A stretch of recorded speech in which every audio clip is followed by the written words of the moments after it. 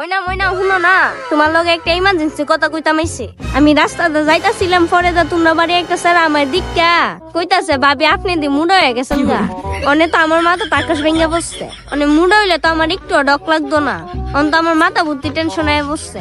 তুমি আমার একটু দিকটা কইছেন আমি নি মুড়া হইছি। কেডা কইছে তুমি মুডা হইছো? তুমি তো ঠিক হয়ে আছো। তুমি বালা কইরা দিকটা কো আমি মুড়া হইছি নাকি না হইছি? আরে বালা করেই দেখছি তুমি একটু মুডা হইছো না। একটু মনে মুড়া হইছি না মইনা। আর আমার জামা কাপড় একটু টাইট টাইট লাগে অনেক। আমার মনে আমি একটু মুড়া হইছি। সত্যি একটা কথা কই, রাগ কথা তা না তো।